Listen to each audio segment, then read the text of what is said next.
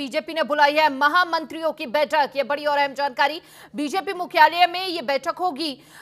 कई राज्यों के प्रभारियों को बदलने पर इसमें फैसला हो सकता है। दिल्ली, यूपी समेत कई राज्यों के प्रभारी बदले जा सकते हैं। ये बड़ी और अहम जानकारी इस वक्त आपको दे रहे हैं। एक बड़ा बदलाव बीजेपी के अंदर देखने को मिल सकता है। बीजेपी मुख्यालय में ये बैठक बुलाई है। कई राज्यों के प्रभारियों को बदलने पर फैसला हो सकता है। इस वक्त की बड़ी और अहम खबर 2024 के लिहाज से ये बड़ा बदलाव देखने को मिल सकता है। दिल्ली, यूपी समेत कई राज्यों के प्रभारी बदले जा सकते हैं। बीजेपी ने महामंत्रियों की बैठक बुलाई है। ये बड़ी और इस वक्त की अहम खबर आपको दे रहे हैं। बीजेपी मुख्यालय में ये बैठक होगी और इस बैठक के लिए तमाम राज्यों के मंत्रियों को बुलाया गया है। कई राज्यों के प्रभारियों को बदलने पर इसमें फैसला हो सकता है।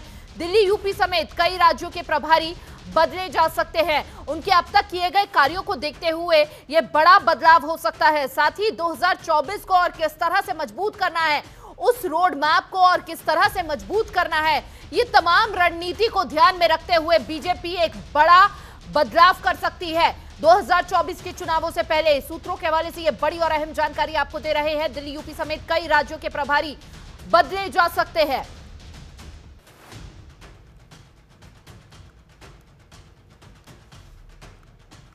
और ज्यादा जानकारी के साथ संवाददाता दीपक चौबे हमारे साथ जुड़ चुके हैं।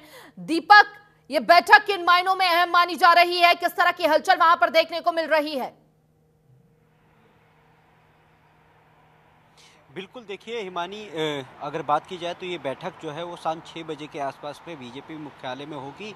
और जो हमारे सूत्र हैं वो ये बता रहे हैं कि कल शाम तक एक लिस्ट आएगी जिसमें कई प्रभारियों के बदले जाएंगे, जिसमें चाहे वो उत्तर प्रदेश हो, उत्तराखंड हो, उसके बाद दिल्ली हो, राजस्थान हो, मध्य प्रदेश हो, छत्तीसगढ़ हो, ऐसे कई राज्य के जो मुख्यमंत्री, माफ़ कीजिए, जो प्रभारी हैं उनको बदलना है। हालांकि 3 राज्यों में क्योंकि चुनाव था उस टाइम नहीं बदले गए थे, पर अब जो सूत्र हैं, जो जनतंत्र टीवी के जो सूत्र हैं, वो ये बता रहे हैं कि कल एक बड़ी लंबी लिस्ट आएगी प्रभारियों की, क्योंकि 2024 अब पास में है, ज़्यादा दिन बचे नहीं है। तो किस तरीके से आगे की रणनीति तय की जाएगी, क्योंकि जाहिर सी बात है कि उत्तर प्रदेश सबसे बड़ा राज्य है और 80 लोकसभा सीटें हैं। तो जाहिर सी बात है उत्तर प्रदेश के का प्रभारी भी बदला और लगातार काफ़ी पहले ये खबर आ रही थी कि उनको बदला जाएगा। जो अभी वर्तमान में जो राधा मोहन है उनको, उनकी जगह किसी और को बनाया जाएगा प्रभारी। तो थोड़ा सा इंतजार करना पड़ेगा कि कब, जब ये लिस्ट जब कल आएगी तो अगला जो उत्तर प्रदेश का प्रभारी होता है वो कौन होता है।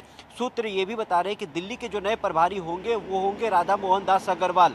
एक तरीके से देखा जाए तो राधा मोहन दास अग्रवाल उत्तर प्रदेश से आते हैं, राज्यसभा के सदस्य हैं, बीजेपी राष्ट्र महामंत्री हैं।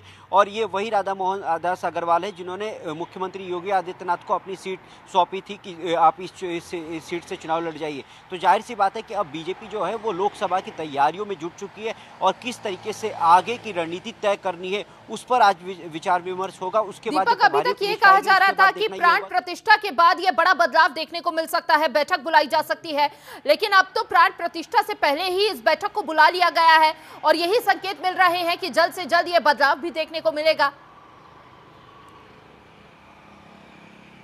बिल्कुल, देखिए अगर एक तरीके से कहा जाए तो राम मंदिर का भव्य उद्घाटन जाहिर सी बात है 22 तारीख को हो रहा है, पर क्योंकि पार्टी जो है, पार्टी का उसमें कोई हस्तक्षेप नहीं है। पार्टी अपनी जो काम है वो लगातार कर रही है। जिस तरीके से आपने पहले भी बताया था कि जो बीजेपी है वो लोगों को ले जाएगी। देखिए ये जो आपने जो खबर बताई थी 2 जनवरी की खबर है और इसमें कई, अगर बात की जाए तो कई केंद्रीय मंत्री उस बैठक में शामिल थे। उसमें रेल मंत्री अश्विनी वैष्णव भी मौजूद थे, जिसमें कई राज्यों के जो श्रद्धालु है उनको किस तरीके से राम मंदिर के दर्शन कराया जाए, तो वो तो अलग चल रहा है। पर इसमें जो आज जो बैठक महत्वपूर्ण मानी जा रही है वो ये है कि प्रभारियों की नियुक्ति, क्योंकि प्रभारी ही सबसे ज़्यादा जिम्मेदारी होती है कि किस तरीके से लोकसभा चुनाव में जाया जाएगा, उनकी क्या रणनीति रहेगी, कौन से वो लोग होंगे जिनको चुनाव लड़वाया जाएगा। क्योंकि अगर देखा जाए तो उत्तर प्रदेश में हो या फिर कई राज्यों में हो, उनमें जो सीट है बहरहाल 2024 से पहले ये बड़ा बदलाव जो है इस बैठक के बाद साफ हो जाएगा कि क्या कुछ बदलाव होते हैं, क्या जिम्मेदारी किसको दी जाती है, साथ ही साथ